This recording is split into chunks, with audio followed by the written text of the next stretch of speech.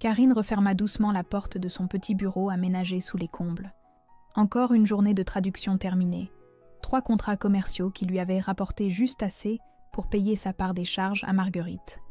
35 ans, veuve depuis 2 ans, elle vivait désormais chez sa belle-mère dans cette grande maison de Versailles qui sentait toujours la lavande et les reproches silencieux. Karine. La voix sèche de Marguerite résonna depuis le salon. Il faut qu'on parle du loyer de septembre. Elle descendit l'escalier de bois ciré, ses chaussettes glissant légèrement sur les marches. Marguerite l'attendait dans son fauteuil habituel, ses cheveux gris impeccablement coiffés, ses 72 ans portés avec une dignité qui cachait mal son amertume permanente. J'ai calculé les charges. Avec l'augmentation du gaz, ce sera 800 € ce mois-ci. Karine serra les dents. 800 € pour une chambre mansardée dans une maison qui avait appartenu à Marc, son défunt mari. Marguerite le savait parfaitement. Je pensais que, en tant que belle-fille, ma petite, l'interrompit Marguerite en ajustant ses lunettes. La charité n'aide personne à grandir. Marc aurait voulu que tu apprennes l'autonomie. D'ailleurs, si tu ne peux pas suivre, je connais une dame très bien qui cherche une chambre. Ces mots étaient devenus un rituel cruel. Chaque mois, la même menace voilée, le même chantage affectif utilisant la mémoire de Marc. Ce soir-là, en rangeant les papiers administratifs de Marc, ceux que Marguerite lui avait finalement confiés, pour qu'elle apprenne à gérer, Karine tomba sur une enveloppe du notaire qu'elle n'avait jamais ouverte. L'adresse était bien la sienne, datée de quelques semaines après le décès de son mari. Ses mains tremblèrent en déchirant le papier jauni. « Madame, suite au décès de monsieur Marc Leroy, nous vous informons que vous héritez de sa part de propriété de la maison familiale, soit 50% des parts. » Karine relut 3 fois le document. La maison appartenait pour moitié à Marc, donc maintenant à elle. Marguerite ne pouvait pas lui demander un loyer pour vivre dans sa propre maison. Pourquoi sa belle-mère lui avait-elle caché cette information pendant 2 ans? Le lendemain matin, elle trouva Marguerite dans la cuisine, préparant méticuleusement son thé Earl Grey dans sa porcelaine de Limoges. « Marguerite, » commença-t-elle d'une voix qu'elle voulait ferme, « j'ai trouvé le document du notaire, celui qui explique l'héritage de Marc. » Les mains de Marguerite se figèrent autour de sa tasse. « Je ne vois pas de quoi tu parles, ma chérie. La moitié de cette maison m'appartient. Vous n'aviez pas le droit de me demander un loyer. » Marguerite posa sa tasse avec un petit claquement sec et regarda Karine avec un sourire qui ne montait pas jusqu'à ses yeux. « Oh, ma pauvre enfant, tu crois vraiment que quelques papiers vont changer quelque chose? Cette maison, c'est moi qui l'entretiens, qui paye les réparations, qui gère tout. Ton petit héritage ne fait pas de toi une propriétaire, juste une locataire privilégiée. » Ce mensonge éhonté révéla à Karine quelque chose qu'elle n'avait jamais voulu voir. Marguerite était capable de la manipuler avec un sang-froid terrifiant. Et si elle mentait sur l'héritage, sur quoi d'autre mentait-elle? Les jours suivants, Karine observa sa belle-mère avec des yeux nouveaux. Marguerite se plaignait constamment de ses finances serrées, évoquait ses sacrifices pour maintenir la maison, soupirait devant ses factures astronomiques. Pourtant, le mercredi matin, Karine la vit revenir du marché avec un sac Hermès qu'elle n'avait jamais remarqué. Le jeudi, elle découvrit dans la poubelle le reçu d'un bijoutier de Versailles. Une montre Cartier à 3 000 € achetée la veille. « Marguerite » demanda-t-elle d'un ton léger en préparant le café. « Cette belle montre, c'est un cadeau ?» Marguerite porta instinctivement la main à son poignet et dissimula aussitôt le bracelet sous sa manche. « Oh, cette vieillerie, je l'ai depuis des années. Elle appartenait à ma mère. » Mensonge. Karine avait vu le reçu de ses propres yeux. Ce même jeudi, elle accompagna sa belle-mère chez le médecin. Dans la salle d'attente, elle entendit une conversation qui la glaça. « Ma pauvre Marguerite, » disait Madame Fontaine, une dame âgée aux cheveux blancs. « Heureusement que vous gérez mes comptes. Avec ma mémoire qui flanche, je serais perdue. Vous êtes un ange. »« C'est normal, ma chère amie, » répondit Marguerite d'une voix mielleuse. « Les frais de gestion ont un peu augmenté ce mois-ci, mais c'est pour votre sécurité. » Karine fronça les sourcils. Marguerite gérait les finances d'autres personnes. Elle n'avait jamais mentionné cette activité. Le vendredi soir, elle découvrit par hasard un carton dans le garage, étiqueté « Comptabilité client ». À l'intérieur, des dizaines de dossiers avec des noms de personnes âgées, des relevés bancaires, des procurations. Tout semblait parfaitement organisé, trop parfaitement. Un nom attira son attention. Madame Fontaine, celle de la salle d'attente. Son dossier était épais, rempli de virements mensuels vers le compte de Marguerite. Des sommes considérables pour de simples frais de gestion. Karine photographia discrètement quelques pages avec son téléphone. Le samedi matin, elle croisa Marguerite dans le salon, en train de compter des billets. Beaucoup de billets. C'est pourquoi tout cet argent liquide. Marguerite sursauta et rassembla rapidement les billets. Les courses, ma chérie. Avec l'inflation, tout coûte une fortune. D'ailleurs, son ton se durcit. J'espère que tu as prévu le loyer d'octobre. Les charges ont encore augmenté. Cette fois, Karine ne baissa pas les yeux. Je vais réfléchir à ma situation dans cette maison, Marguerite. Sa belle-mère la fixa avec une intensité nouvelle, comme si elle percevait le changement. Attention, ma petite. Marc n'aurait pas aimé te voir devenir ingrate envers sa famille. Mais Karine n'était plus la femme brisée d'il y a 3 mois. Les découvertes de la semaine avaient réveillé quelque chose en elle. Une détermination qu'elle croyait perdue avec Marc. Ce soir-là, seule dans sa chambre mansardée, elle relut les photos qu'elle avait prises. Les chiffres ne mentaient pas. Marguerite prélevait des sommes importantes chez des personnes vulnérables, bien au-delà de simples frais de gestion. Sa belle-mère n'était pas seulement manipulatrice. Elle était peut-être une escroc. Le lundi suivant, Karine prit une décision qui allait changer sa vie. Au lieu de rester enfermée dans ses traductions, elle sortit de la maison avec un objectif précis, comprendre ce que faisait vraiment Marguerite. Sa première destination fut la mairie de Versailles. Sous prétexte de chercher des informations pour aider des personnes âgées isolées, elle demanda la liste des associations locales. L'employée, une femme souriante d'une 50aine d'années, lui tendit une brochure colorée. « Et si vous voulez vraiment aider, lui dit-elle, l'association Solidarité Senior cherche des bénévoles. Ils aident les personnes âgées avec leurs démarches administratives. Beaucoup ont du mal avec les courriers en français complexes.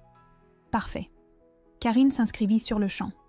Le mercredi après-midi, elle se retrouva dans une petite salle municipale face à une quinzaine de personnes âgées, toutes munies d'enveloppes et de documents froissés. La responsable, Madame Olivier, une retraitée énergique aux cheveux poivre et sel, l'accueillit chaleureusement. « Karine, c'est merveilleux. Avec vos compétences en langue, vous allez pouvoir nous aider avec les courriers administratifs compliqués. » Elle s'installa à côté de M. Vincent, un homme de 78 ans aux mains tremblantes, qui bataillait avec une lettre de sa banque. « Ma femme s'occupait de tout ça, » expliqua-t-il d'une voix fatiguée. « Depuis qu'elle est partie, je ne comprends plus rien. Heureusement, j'ai une dame très gentille qui m'aide à gérer mes comptes. » Les oreilles de Karine se dressèrent. « Ah oui? C'est une amie de la famille? » « Non, non. Elle s'appelle Marguerite Blanchard.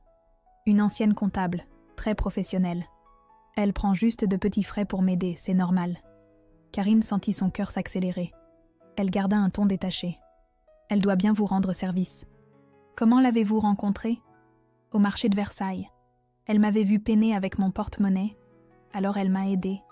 Après, on a discuté. Elle m'a expliqué qu'elle aidait des gens comme moi. Vraiment un ange, cette dame. Au fil de l'après-midi, Karine aida 4 autres personnes et découvrit que 3 d'entre elles connaissaient également Marguerite Blanchard. Toutes racontaient la même histoire. Une rencontre fortuite, une proposition d'aide bienveillante, des frais de gestion modestes qui augmentaient progressivement. Madame Mercier, une veuve de 80 ans aux yeux fatigués, lui montra ses relevés bancaires. « Regardez, chaque mois, Marguerite prélève 250 € pour gérer mes comptes. Au début, c'était 100 €. Mais elle dit que les démarches deviennent plus compliquées avec les nouvelles lois. » Karine examina les documents. Les prélèvements étaient effectivement réguliers, mais elle remarqua autre chose.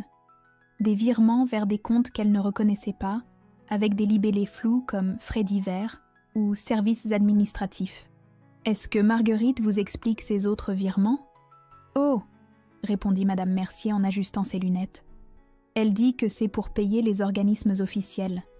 Moi, du moment que mes factures sont payées et qu'il me reste de quoi vivre, je ne pose pas de questions. Elle s'occupe de tout. » Ce soir-là, Karine rentra avec un carnet rempli de notes. Dans sa chambre, elle établit une liste.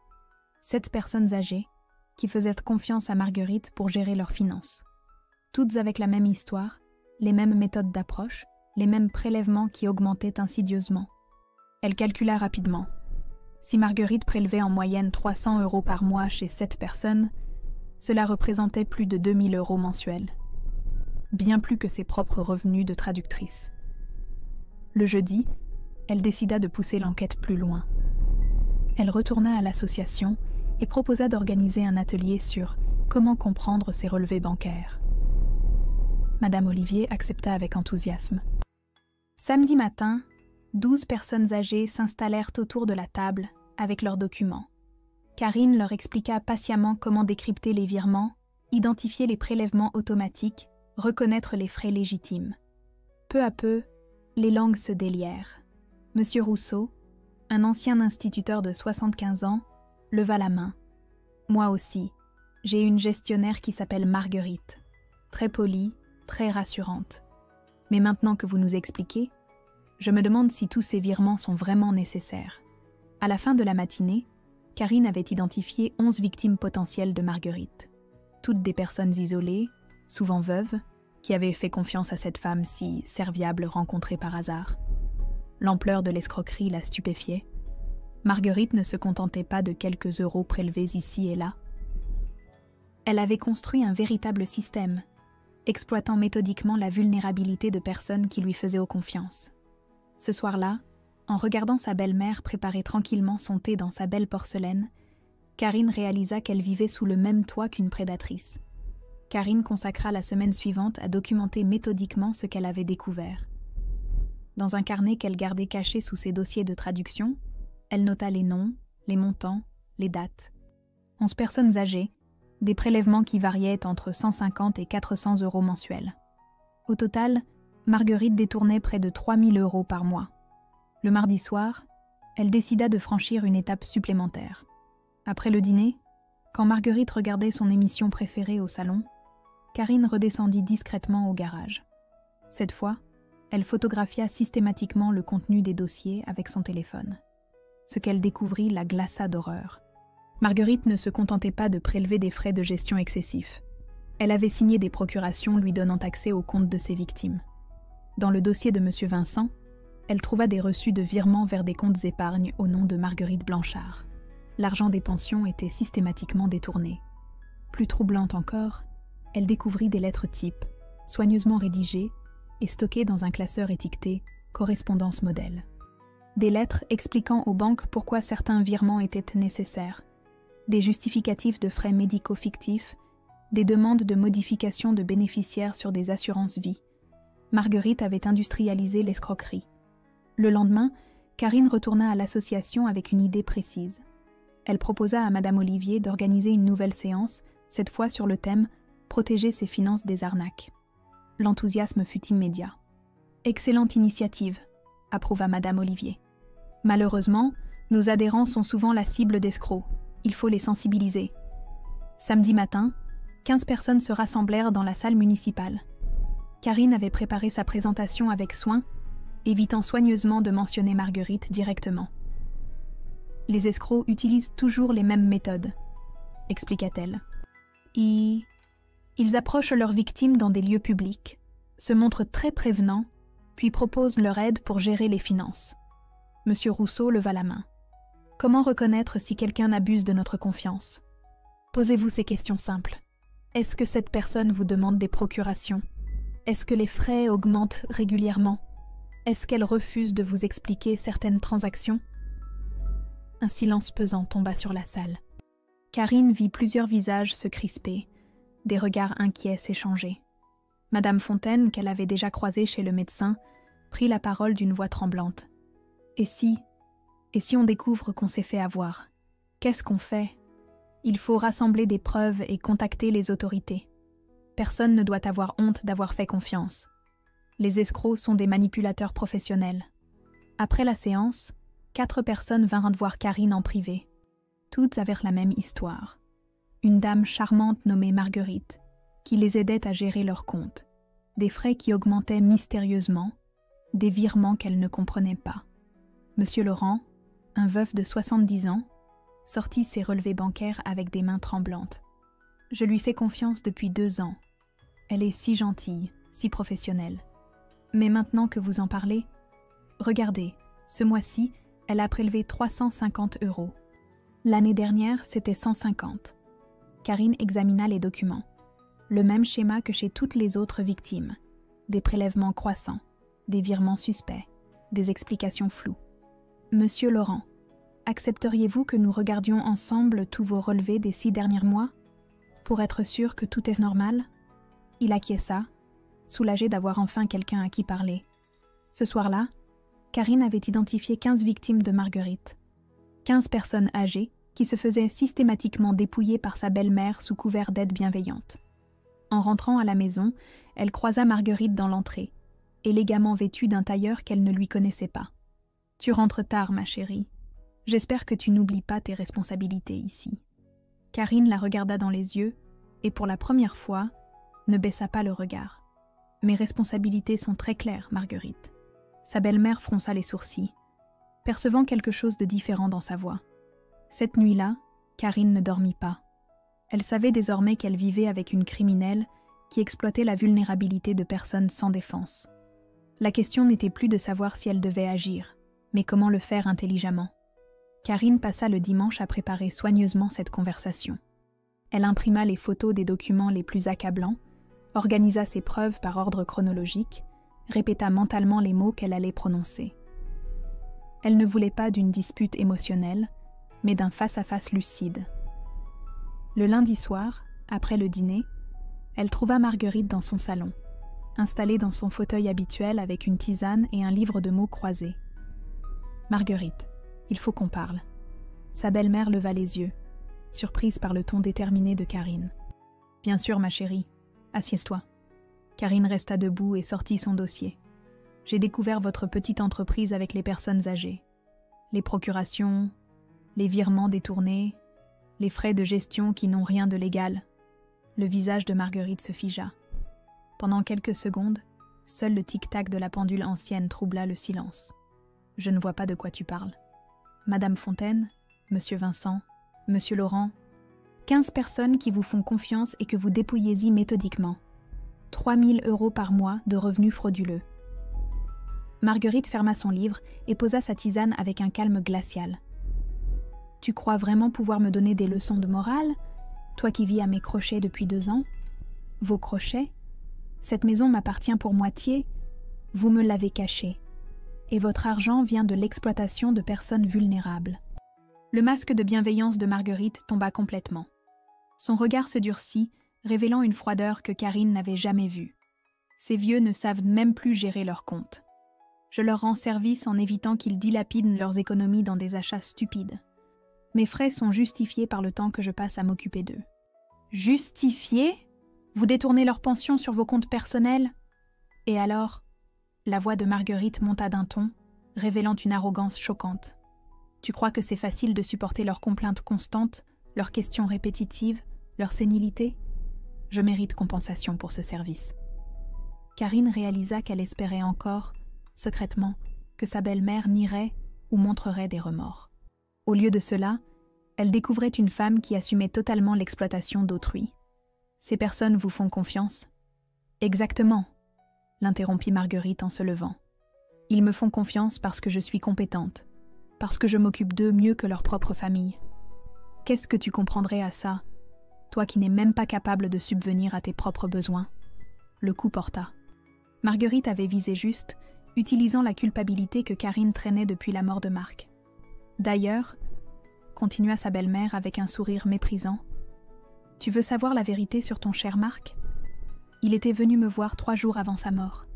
Il me disait qu'il avait fait une erreur en t'épousant, qu'il regrettait de t'avoir fait hériter de cette maison. Il voulait modifier son testament. Les mots frappèrent Karine comme des gifles. Marguerite observait sa réaction avec une satisfaction visible. Il me disait que tu étais trop faible, trop dépendante, que tu ne saurais jamais te débrouiller seule. Il avait raison, non? Karine sentit ses jambes trembler. C'était exactement le genre de phrase que Marc n'aurait jamais prononcée. Mais le doute s'immisçait malgré elle. Vous mentez. Tu penses? Alors pourquoi tu acceptes de payer un loyer dans ta propre maison depuis 2 ans? Pourquoi tu n'as jamais eu le courage de me tenir tête, Marc le savait. Tu n'es qu'une petite femme apeurée qui a besoin qu'on s'occupe d'elle. La cruauté calculée de ces mots réveilla quelque chose de profond chez Karine. La colère remplaça soudain la douleur. Vous savez quoi, Marguerite? Vous avez peut-être raison sur un point. J'étais faible. J'ai accepté vos humiliations, vos mensonges, votre chantage affectif. Mais cette femme-là n'existe plus. Elle se redressa, planta son regard dans celui de sa belle-mère. Les 15 personnes que vous escroquez vont porter plainte. J'ai toutes les preuves nécessaires.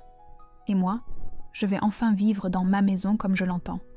Marguerite la dévisagea, réalisant soudain que quelque chose avait changé chez sa belle-fille. Tu n'oseras pas. Tu n'as pas le courage. Regardez-moi bien, Marguerite. Est-ce que j'ai l'air de quelqu'un qui n'ose pas? Pour la première fois depuis 2 ans, ce fut Marguerite qui baissa les yeux. Karine sortit du salon avec la certitude qu'elle ne reculerait plus jamais. Le mardi matin, Karine se réveilla avec une détermination nouvelle. Les mots cruels de Marguerite avaient paradoxalement libéré quelque chose en elle. La certitude qu'elle ne supporterait plus jamais d'être traitée comme une victime. Sa première démarche fut de contacter la mairie pour obtenir des informations sur les démarches légales concernant les fraudes aux personnes âgées. L'employé lui indiqua un numéro, celui du service de protection des adultes vulnérables. Je vous conseille de parler directement avec Julien Rousseau, notre travailleur social spécialisé. Il organise justement une conférence jeudi sur ce sujet. Le nom lui disait quelque chose. En fouillant dans sa mémoire, elle se rappela. Julien Rousseau était intervenu il y a 6 mois à l'association Solidarité Senior pour parler des droits des personnes âgées. Le jeudi soir, Karine se rendit à la salle des fêtes municipales. Une 40aine de personnes assistaient à la conférence intitulée « Protéger nos aînés des escroqueries financières ». Julien Rousseau était un homme d'une 30aine d'années, aux cheveux châtains légèrement bouclés, qui parlait avec une passion évidente de son métier. Les escrocs ciblent particulièrement les personnes isolées, expliquait-il. Ils utilisent des techniques de manipulation psychologique rodées. Ils se montrent très prévenants, créent un lien de confiance, puis profitent progressivement de cette confiance. Karine écoutait, fascinée par la précision de sa description. C'était exactement le mode opératoire de Marguerite. Le plus tragique, continua Julien, c'est que les victimes ont souvent honte. Elles se sentent stupides d'avoir fait confiance et n'osent pas porter plainte. Pourtant, signaler ces crimes est essentiel pour protéger d'autres personnes. À la fin de la conférence, Karine s'approcha de lui. « Monsieur Rousseau, j'aurais besoin de vos conseils. J'ai identifié une personne qui escroquait systématiquement des personnes âgées de ma région. » Julien la regarda avec attention. Il avait des yeux verts très expressifs et une façon d'écouter qui mettait immédiatement en confiance. « Avez-vous des preuves ?»« Oui, des documents, des témoignages. 15 personnes concernées pour le moment. »« 15 ?» Il fronça les sourcils. « C'est considérable. Pouvons-nous nous voir cette semaine pour en discuter plus en détail ?» Ils se donnèrent rendez-vous le samedi matin dans un café près de la mairie. Karine apporta son dossier complet, photos des documents, liste des victimes, calcul des montants détournés.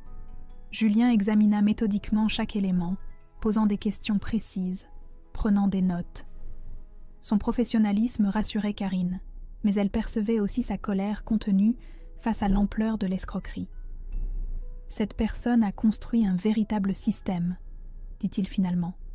Les procurations, les virements détournés, l'augmentation progressive des prélèvements, c'est du travail de professionnel. Depuis combien de temps cela dure-t-il? Au moins 3 ans d'après ce que j'ai pu reconstituer, peut-être plus. Et vous, comment avez-vous découvert tout cela? Karine hésita un instant, puis décida de dire la vérité. Cette personne, c'est ma belle-mère. Je vis chez elle depuis la mort de mon mari. Au début, je ne soupçonnais rien, mais des détails m'ont intriguée. Elle raconta tout, les découvertes progressives, l'enquête à l'association, la confrontation de lundi soir. Julien l'écoutait sans l'interrompre, et Karine se surprit à parler librement, sans la peur du jugement qu'elle ressentait habituellement. « Vous avez fait un travail remarquable, » dit-il quand elle eut terminé. « Constituer un dossier aussi complet demande du courage et de la méthode. Beaucoup de gens auraient fermé les yeux. Je ne pouvais plus fermer les yeux. Ces personnes me faisaient confiance lors des ateliers. Elles me parlèrent de leurs difficultés. Comment aurais-je pu les laisser se faire exploiter? Julien sourit pour la première fois depuis le début de leur entrevue. C'est exactement pour ça que je fais ce métier. Aider les plus vulnérables. Au fil de la conversation, Karine découvrait un homme passionné par son travail, révolté par l'injustice, mais aussi capable d'écouter et de rassurer. Quelque chose dans sa façon de la regarder lui redonnait confiance en elle. « Que faisons-nous maintenant ?» demanda-t-elle. « Nous allons porter plainte ensemble. J'accompagnerai les victimes dans leur démarche. Et vous ?» Il la regarda droit dans les yeux. « Vous allez continuer à les aider. Elles ont besoin de quelqu'un comme vous. » En rentrant chez elle ce soir-là, Karine croisa Marguerite dans la cuisine. Sa belle-mère lui lança un regard mauvais. « Tu es bien agitée ces temps-ci. J'espère que tu ne fais pas de bêtises. » Karine la regarda calmement. « Je fais ce qui doit être fait, Marguerite. » Pour la première fois depuis longtemps, elle ne ressentait plus cette angoisse familière au creux de l'estomac. Julien avait raison. Elle n'était plus seule dans ce combat. Les 2 semaines suivantes furent un tourbillon d'activités. Julien avait organisé des rendez-vous individuels avec chacune des 15 victimes identifiées par Karine. Dans son bureau du service social, il les recevait avec une patience infinie, les aidant à comprendre ce qui leur était arrivé, les rassurant sur le fait qu'elle n'était pas responsable. Karine l'accompagnait souvent. Sa présence familière aidait les personnes âgées à parler librement. Elle avait découvert un talent qu'elle ne se connaissait pas, celui de mettre les autres en confiance, de traduire en mots simples les complexités administratives. Madame Fontaine fut la première à accepter de porter plainte. « Si cela peut éviter à d'autres de vivre ce que j'ai vécu, » dit-elle en signant sa déclaration d'une main tremblante. « Alors je dois le faire. » Monsieur Laurent suivit, puis Monsieur Vincent. Un à un, les témoignages s'accumulaient.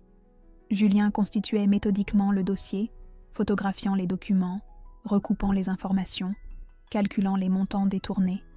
Le total était vertigineux. Plus de 120 000 € sur 3 ans. Pendant ce temps, l'atmosphère à la maison devenait électrique. Marguerite sentait que quelque chose se tramait. Elle multipliait les remarques acides, les menaces voilées, les tentatives d'intimidation. « J'ai eu des nouvelles inquiétantes sur ton compte », lança-t-elle un soir pendant le dîner. « Il paraît que tu racontes des histoires sur moi dans les associations.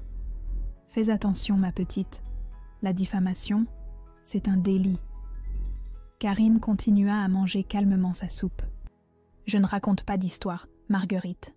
Je dis simplement la vérité. »« Ta vérité !» explosa sa belle-mère. « Tu crois que quelqu'un va t'écouter ? Une petite traductrice sans le sou qui vit au crochet de sa belle-mère ? Contre une femme respectable qui aide bénévolement les personnes âgées ? Nous verrons bien. » La froideur de Karine déstabilisait visiblement Marguerite, habituée à la voir se recroqueviller sous les attaques. Le jeudi suivant, Julien contacta Karine avec une nouvelle importante. « L'enquête officielle va commencer. J'ai transmis notre dossier au procureur. Il y a assez d'éléments pour justifier une perquisition. » « Une perquisition ? » Chez Marguerite, oui, pour saisir ses comptes bancaires et tous les documents concernant ses clients. Cela devrait avoir lieu la semaine prochaine. Karine sentit son cœur s'accélérer. L'idée que la police vienne chez elle, dans cette maison où elle vivait encore, la troublait. Est-ce que je dois la prévenir ? Surtout pas. Ce serait lui donner l'occasion de faire disparaître des preuves. Ce soir-là, Karine observa Marguerite avec des sentiments mélangés.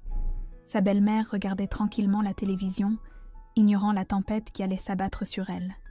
Pour la première fois, elle ressentit quelque chose qui ressemblait à de la pitié. Le vendredi matin, elle croisa Marguerite dans la cuisine, au téléphone avec une de ses victimes. « Non, non, Madame Mercier, ne vous inquiétez pas pour ces virements. C'est juste la banque qui modernise ses systèmes. Tout est parfaitement normal. » En entendant ces nouveaux mensonges prononcés avec un aplomb tranquille, la pitié de Karine s'évanouit. Marguerite continuait à manipuler, à rassurer faussement, à exploiter la confiance qu'on lui accordait. Le lundi suivant, à 8h du matin, 3 coups fermes résonnèrent à la porte. Karine descendit ouvrir et se trouva face à 2 policiers en uniforme, accompagnés d'un homme en civil.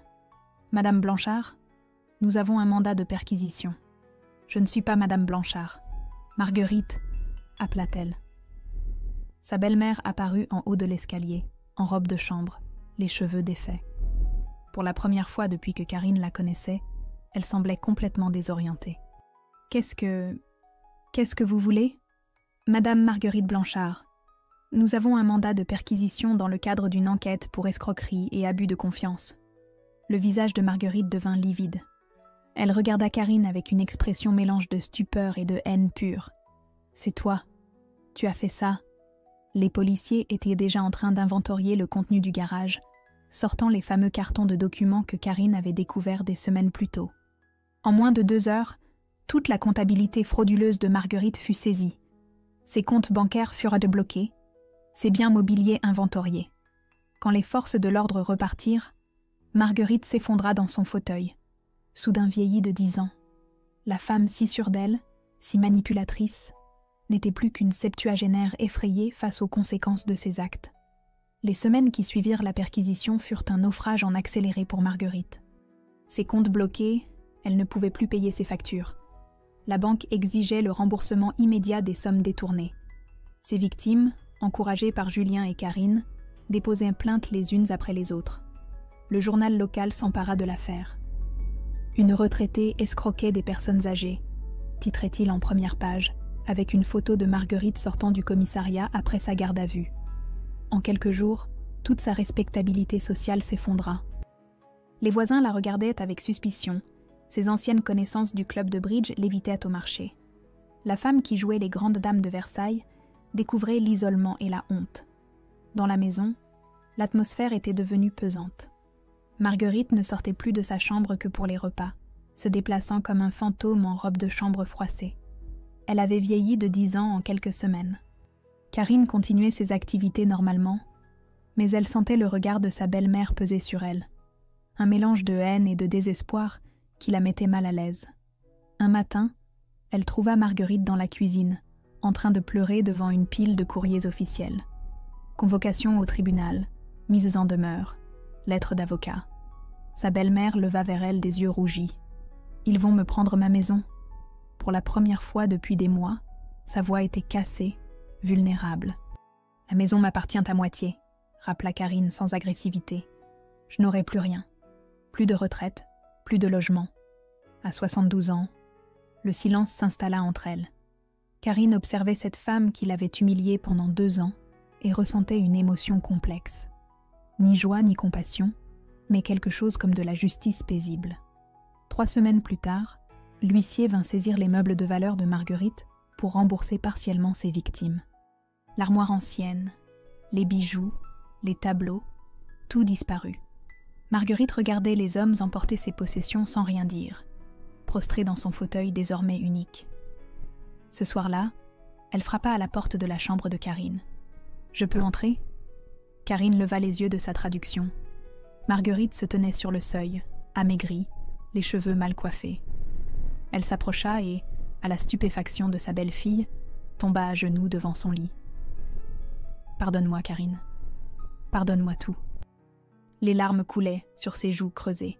Cette femme si hautaine, si manipulatrice, suppliait maintenant comme une enfant perdue. « Je n'ai nulle part où aller. Mes économies sont bloquées. On va me saisir ma part de la maison. Je t'en supplie, laisse-moi rester ici. Je ne te dérangerai plus jamais. » Karine la regarda longuement.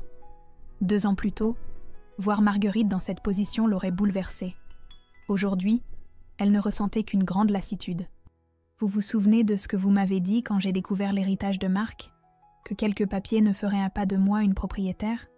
Marguerite hocha la tête, comprenant où elle voulait en venir. Ces papiers disaient pourtant que cette maison était autant la mienne que la vôtre. Vous avez choisi de m'humilier et de me mentir pendant 2 ans. J'ai eu tort. J'ai eu tellement tort. Vous avez aussi choisi d'exploiter la vulnérabilité de personnes âgées qui vous faisaient en confiance. Des gens comme Madame Fontaine, Monsieur Vincent, tous ceux qui croyaient en votre bonté. Marguerite sanglotait maintenant. Je ne recommencerai plus, jamais.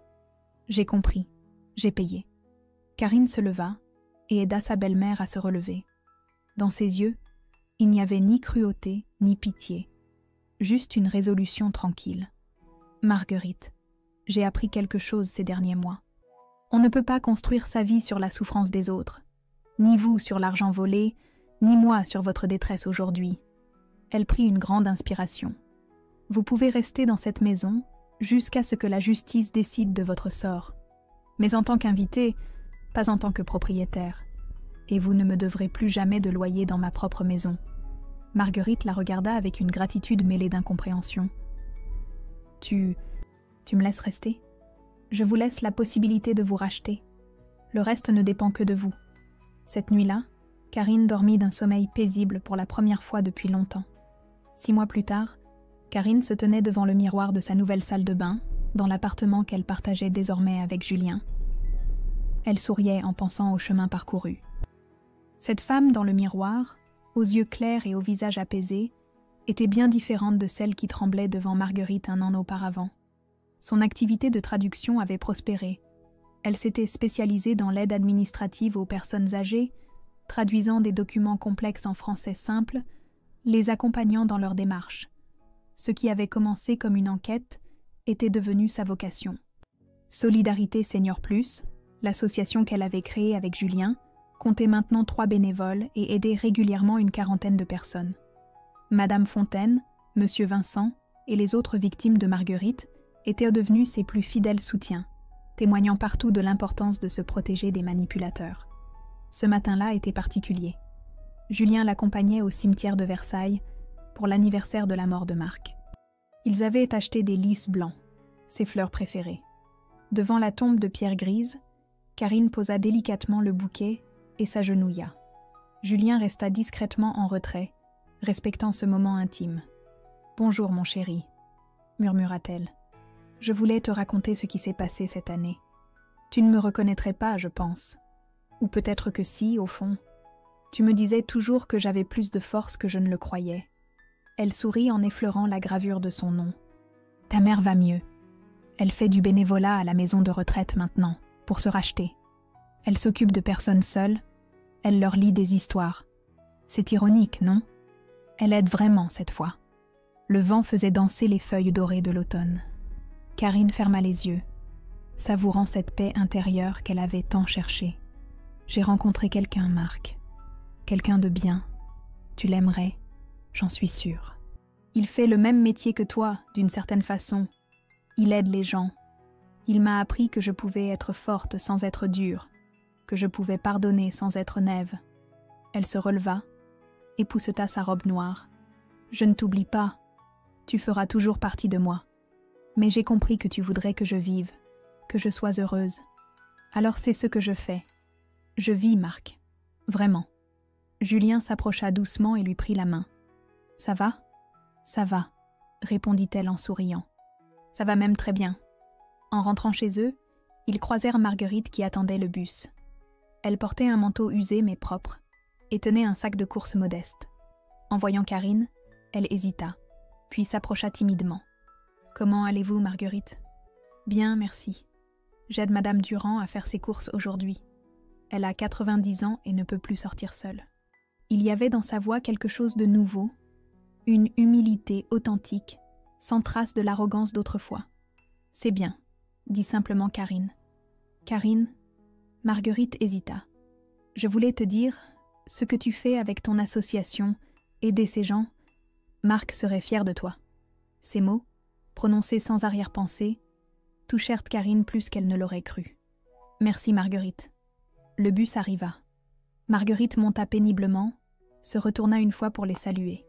Cette femme cassée mais digne n'était plus l'escroque hautaine d'autrefois.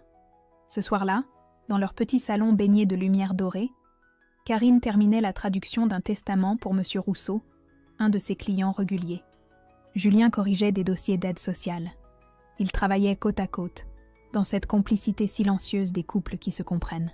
« Tu sais, » dit Julien en levant les yeux, « j'ai reçu un appel aujourd'hui. Une dame d'Orléans qui a entendu parler de notre association. Elle pense être victime d'une escroquerie similaire à celle de Marguerite. » Karine sourit. « On y va quand ? » ?»« Demain, si tu veux. J'en serai ravie. » Elle referma son ordinateur et se blottit contre Julien sur leur canapé. Par la fenêtre, on voyait les lumières de Versailles scintiller dans la nuit. Karine Leroy n'était plus la veuve brisée qui acceptait l'humiliation. Elle était devenue une femme accomplie, amoureuse et utile aux autres. Une femme qui avait transformé sa souffrance en force, son isolement en engagement. Et quelque part, elle en était certaine, Marc souriait.